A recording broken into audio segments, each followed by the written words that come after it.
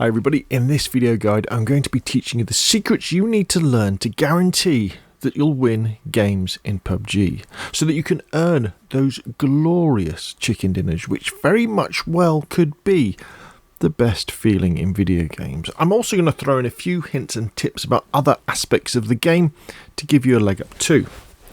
The thing is, most players set themselves up to lose before they even jump out of the plane. They don't understand that because of the randomness of the plane's flight path, the randomness of where the circle pops and where the circle goes, you need to have a general strategy that will guarantee you get to the end game almost every time. Because this will give you a statistical guarantee that eventually you'll win. Because again, eventually you'll get positioning, you'll get a circle, and you'll get enemy positioning that will make that chicken dinner easier.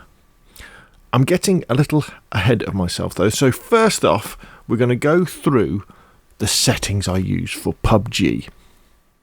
Okay, let's look at the settings I use in PUBG. Now, I'm doing this on my Xbox, but I'll try and transpose what I'm saying to PlayStation controller stuff as well. So on the Xbox, if you press the button with the three little lines, I guess that'd be the options button on PlayStation controller, you can get up the system menu, which is the one we want to go into. And then if you go into controller settings, you can actually have a look at what they all are. And as you can see, I recommend you use controller type B. And this is because with controller type B, when you press and hold down your left trigger, you ADS and you stay ADS. If you use controller type A, you tap your left trigger and that makes you go into ADS, and you'll stay in aim down sight until you tap the left trigger again. So it's a bit like when you're using a mouse. So I'd recommend you use controller type B. So if you go into settings and we go down, you'll see that I have controller type B. I'm the sort of person who inverts y-axis. My dead stick zones are set to 15. I disable vibration. My forward running sensitivity is 20. Movement sensitivity is 10. Vertical sensitivity multiplier 100. General sensitivity 5. Vehicle driver 5. Aim acceleration disabled. Now, aim acceleration creates a non-linear response curve on your sticks, which means that you can respond faster, but I find generally in shooter games I have a better time with linear response curves, so I go with aim acceleration disabled. And then all my other sensitivities are set at 5. Now, you may well have a higher sensitivity. You may well be coming from Call of Duty or Battlefield where you run a higher sensitivity, so by all means go to that higher sensitivity.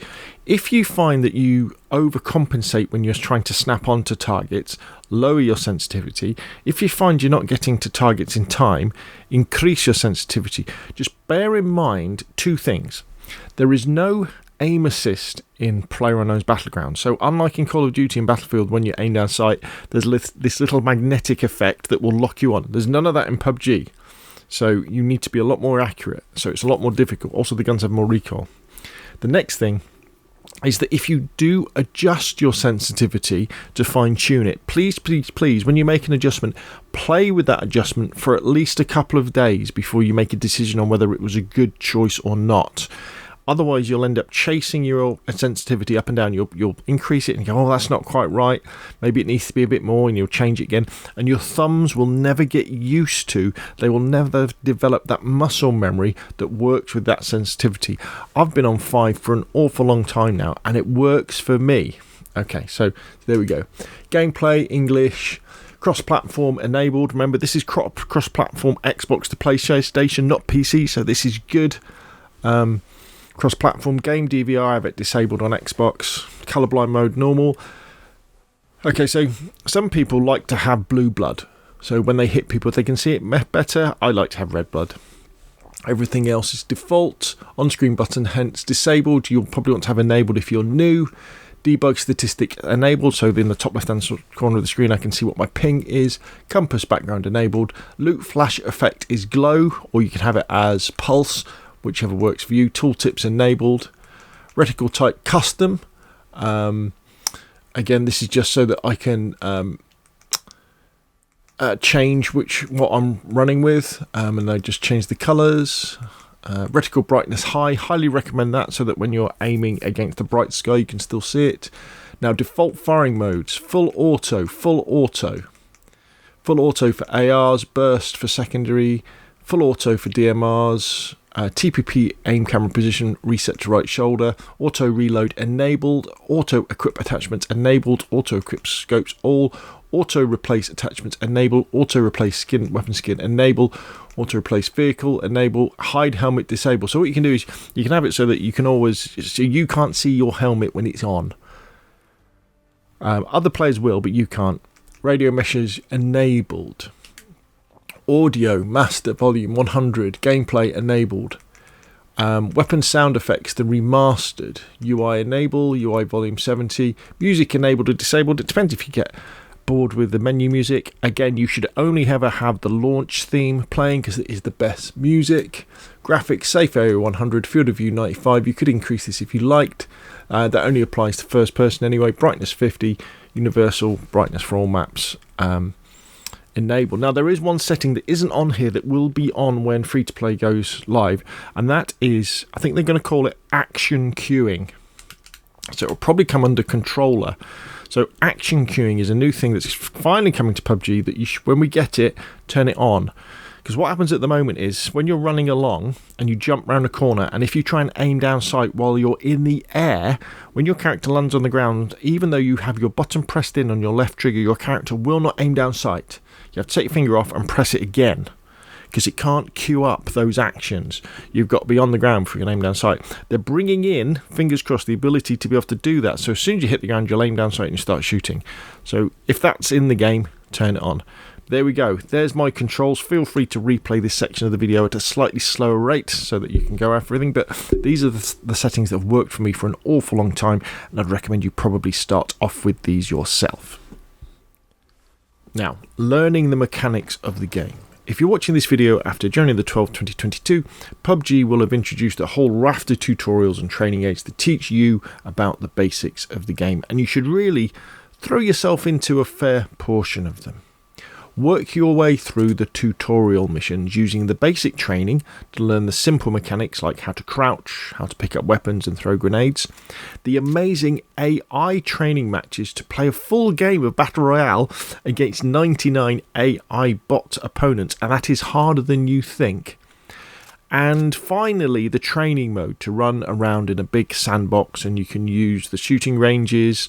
There's a parachute practice section, and there's a racetrack with cars on. Because the gunplay and the gameplay in PUBG is unlike anything else you've played. As I said before, there's no aim assist, and the guns can kick like mules. So it's very difficult to be accurate. Movement could be described as janky. And you don't get that many on-screen tips about what to do, how to do it and what you should be doing. But if you spend time in these tutorials and read the little on-screen tips that they give you, and you spend time in the practice grounds just simply shooting guns at targets or throwing grenades and driving vehicles, you'll get better really, really fast. And your thumbs will just start to build up that memory of what they need to do when you're in those difficult situations. Now, I always try to have a short session in the training ground every day before I play PUBG to get my eye in with the guns. And by doing this, for like 10 minutes, like running a few target practices, that's helping to build up those twitch muscles so that when I get into gunfights for real, I'll be reacting more instinctively. And more importantly, if you can really separate kind of the immediate action drills that you're having to do to shoot at someone, that frees up a little bit of your brain to think about what tactics you should be doing to defeat that person. As you go through the tutorial missions, they'll tell you to use the TDM mode, and this again takes that training to that next level, because the beauty with the team deathmatch mode in PUBG is that it's a respawn mode. It doesn't really matter that much. I think it's either 6v6 or 8v8. It's on a small little map.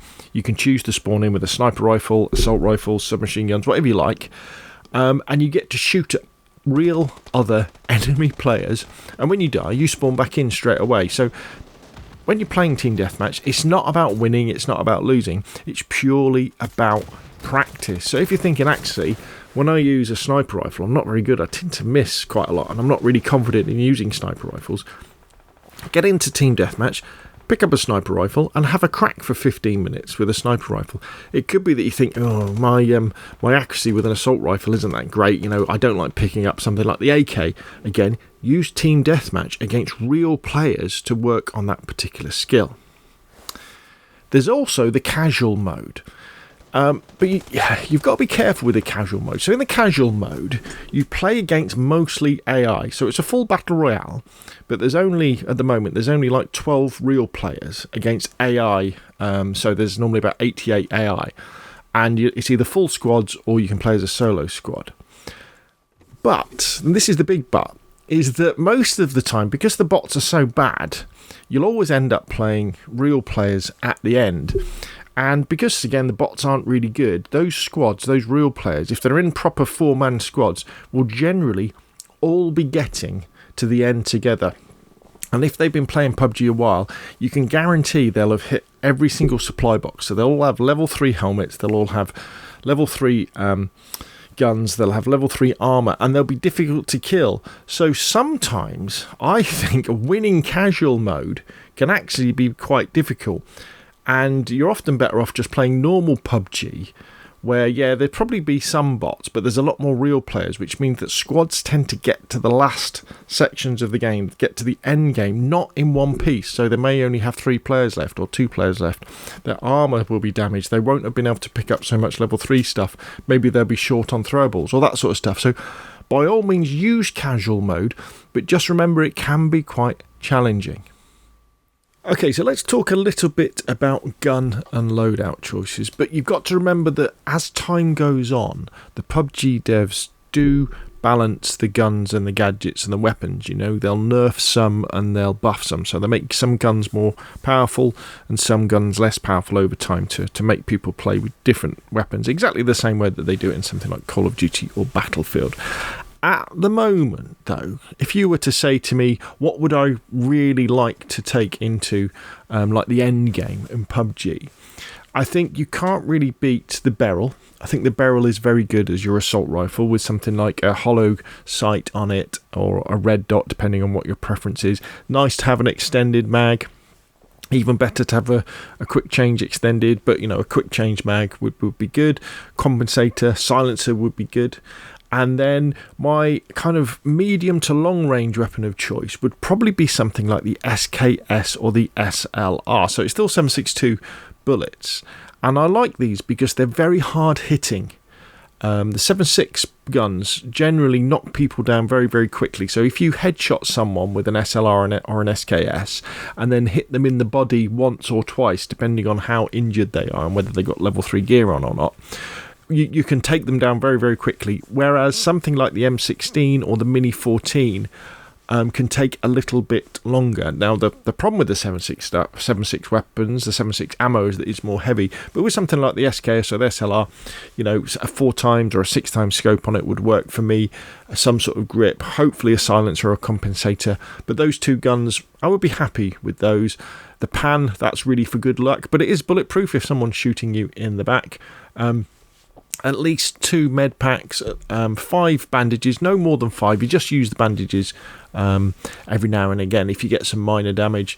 I like to have at least 2 painkillers, at least 2 energy drinks, because if you take a painkiller and an energy drink one after the other, that gives you full boost, which means your character is healing as they're moving around, and that's very useful in the end game where there simply is not enough time to apply meds. You've got to rely on auto healing. The syringe, if you can find one, because they put you to full boost. Couple of grenades, couple of frags. Now, what you can't see on this picture here is smoke grenades, because in the training ground it doesn't let you pick up smoke grenades. I've just got the smoke shell that you put inside the smoke gun. And smokes are one of the most important throwables you can have, and I'll talk about this a little bit closer to the end of the video. But smokes are portable cover. Always think about that. And the tactical use of smokes can and will be the difference between you winning and losing chicken dinners when you're in a situation where you haven't got cover. So 3 smoke grenades, really good. You can see I'm not carrying a pistol. That's because I like to carry the smoke grenade launcher, if I can, as my kind of my sidearm, with a couple of smoke shells in it as well, because I think you can never really have enough smokes. You can't. And that's really it. I mean, alternatives, I don't mind the Scar. The Scar's good. The M416 is always good. The 5.56 weapons have a lot less kick, but the 4.16 can't compete really with the barrel. The AK as a 7.6 weapon is very good, tends to kick quite a lot. And you may well want to go with one of the SMGs, but really assault rifles and DMRs are the way to go. As your accuracy gets better with the DMRs, you might want to swap out the DMRs for sniper rifles, the bolt actions like the Kar 98s or the Mosin. And the beauty with those is they're one-shot kills to the head if someone's not wearing a level 3 helmet. So that's kind of what I would want to go to. And kind of related to this as well is you've got your weapons, is the big question over should you be running solo, squad or duos when you're a beginner? And the answer to that is it depends on whether you've got any friends to play with, firstly, what sort of gameplay you like to play. And I would recommend, if you've got a group of friends and you're all new to PUBG, maybe you've got some friends who are playing PUBG at the moment, please play squads with them, because they'll be able to give you hints and tips. When you're not sure how to do something, they'll tell you how to do it. You're probably going to be on the same platform, so they'll tell you which buttons to press.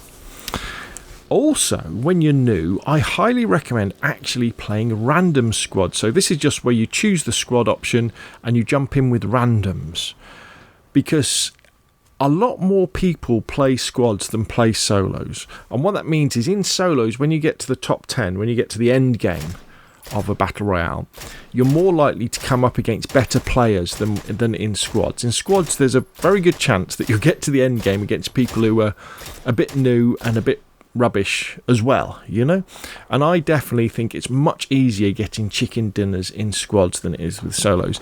As you become more confident with the guns and the tactics you use and the maps, by all means then jump into solos. Now obviously duos is if you've got one friend to play with. Duos can be very challenging because it's a lot easier to get a good team of 2 people than a good team of 4 people. But duos is very good. And I say solos when you're feeling more confident. What is available as well, whether it be solo squads or duos, and third person or first person, sometimes first person becomes available, depends on the amount of people who are queuing in the game at the time. So the more people who are available, then that gives us more access to more modes, and whether it's first or third person. But most of the time it tends to be third person all the time.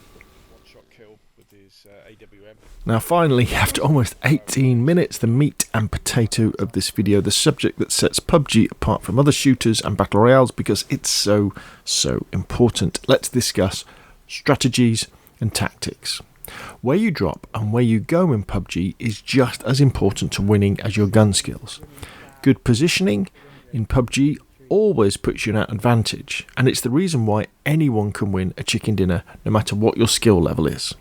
All you have to do is survive to the last circle and shoot the last enemy player in the back from the safety of the bush you've been camping in, and you'll win. Hell, in the right circumstances, you won't even have to kill anyone to get that chicken dinner. The enemy might die to the blue, or your squad mates will do the job for you. Our overall strategy, where we can, should be to avoid enemies until we get to the end game or final stages of the game, when we're down to, say, the last 10 players in solos or the top 5 teams in squads or duos. And in squads or duos, it means the whole team need to try to get to that top 5 scenario, because this will put you at a massive advantage. Most players make the mistake of thinking of PUBG as a shooter, like Call of Duty or Battlefield, and they treat it as such, running around trying to find enemies to kill, but it's not. PUBG is a survival game. The clever players avoid combat unless it's strictly necessary, because they know to finish first at PUBG, first you have to finish, to borrow a phrase. Winning PUBG chicken dinners is a numbers game. Quite simply, if you and your squad consistently get to the end game, you are guaranteed eventually to win chicken dinners. This might seem obvious, but again, most players wrongly use strategies and tactics that means they're highly unlikely to reach those last circles. They'll drop pots, they'll take pot shots at distant enemies, they'll split their team, they'll run around generally attracting attention instead of staying still, playing stealthily and getting to the end game. So if that's our overall strategy to stay alive until the end game, let's now talk about the tactics we need to do to achieve this. And although there's a consistent theme running through these tactics, you'll have to customize them depending on the game mode you're in, the map and your teammates. First up, let's talk about the ideal situation when you're playing solos, duos or squads and you're in party chat with your teammates who maybe they're your friends or at least they want to use the same winning strategies as yourself. In this case, you want to jump from the plane in the second half of its transit across the map, aiming towards a smaller area that will have enough loot for you and your team. If you only open your chute early and parachute, the place shouldn't have a name. But if you drop along a road to get a car to move further away, you can go to those named places. No matter where you choose, it should always be far enough away from the flight path that no enemies will have bothered dropping with you, so you and your squad mates will be able to loot up safely without getting into those early gunfights that are very random and can leave you short-handed in the endgame. Now at this point I should point out that this tactic is considered by many as boring.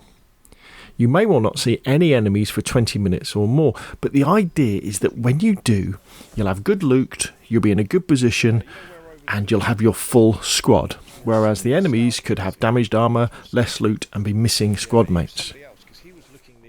Now, where we go next depends on where the circles go, but always try and remember the flight of the plane because you need to be able to recognise where the quiet side or the safe side of the circle is so you can head there next. The rationale behind this is that most players will drop at the named locations along or near the flight path.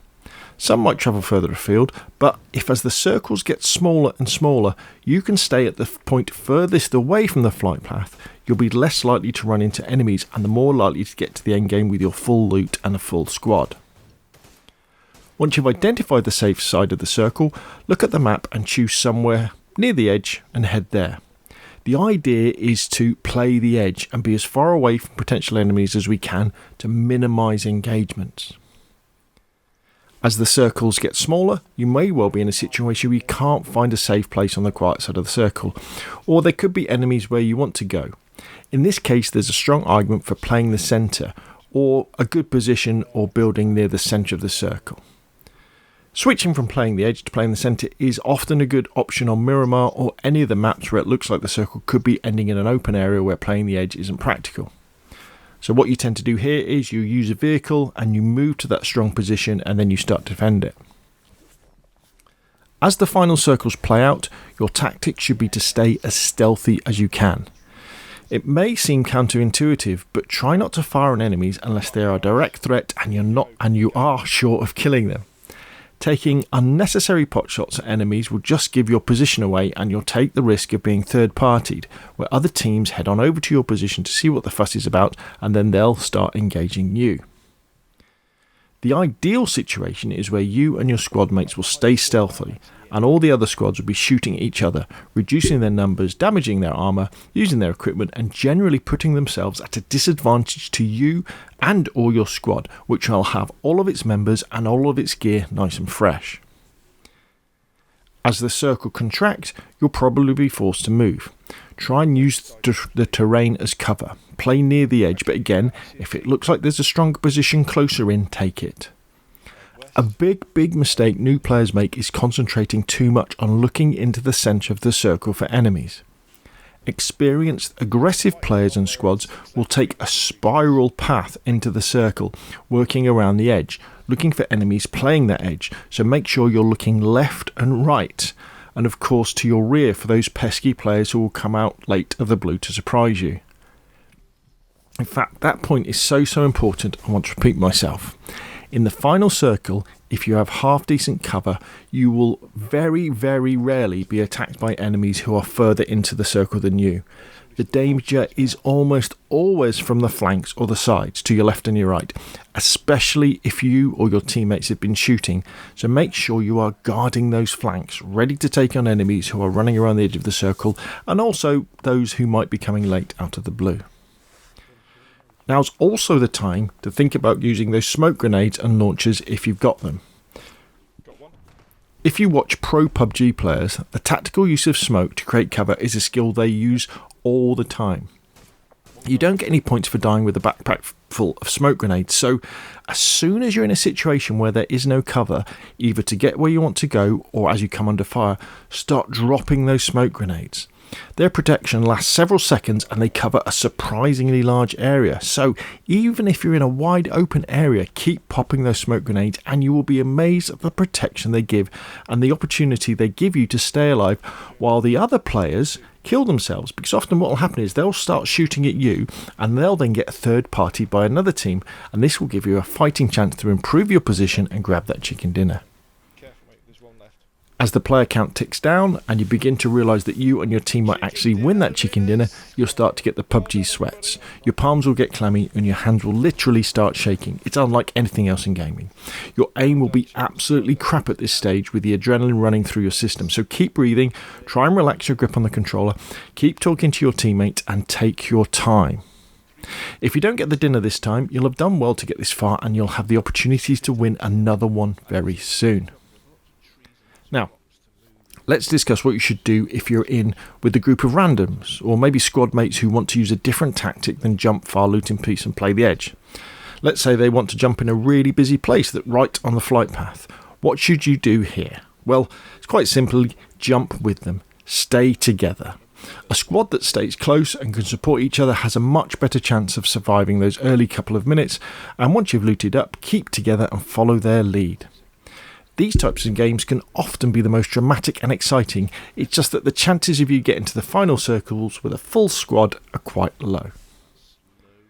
There are many aspects of PUBG that I haven't covered in this video, but this is where YouTube can be such an amazing resource.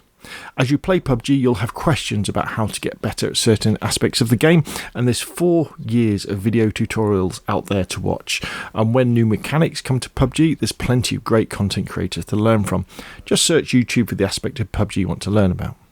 You may want to look at how to get better with grenades and throwables, how to be a better sniper, how the scopes and zeroing work, how advanced ping and tagging works, how to pass ammo between teammates, how to drop faster than the plane, what happens when the circle disappears, the peculiarities of the different maps, maybe the best weapons, how to carry teammates when they're down, the differences between ranked play custom games, how to fly the hang glider, swimming underwater, and that's just to name a few. Your PUBG journey is just beginning, but stick with it and I promise you'll have some of the best experience that gaming has to offer. Also remember that although flying far and looting safe is a good tactic to get you to the end game, you should consider dropping hot to a very busy part of the map or chasing gunfire every few games or so to improve your gunfighting skills, to get you used to being aggressive, so when you're in that sort of final circle you'll get less of the PUBG sweats. The last piece of advice I'll give is that PUBG is mainly a survival game, not a shooter. It's about surviving to those final circles, so you give you and your team a chance to get that chicken dinner. So play strategically and on a consistent basis, and I guarantee you'll get a chicken dinner before too long. Okay, so that's enough from me. Hopefully you found the video useful. If you have, like. If you want to see more of the same, press subscribe, and I will of course see you again soon. Aim the wrong way, so I go this way, and then I cut back this way. He has to come out the other way, and I shoot him in the ghoulies for a chicken dinner. And there we go. So hopefully you enjoyed that. Hopefully you found something useful. If you've got any questions, comments, put them in the boxes down below, and I will see you again soon.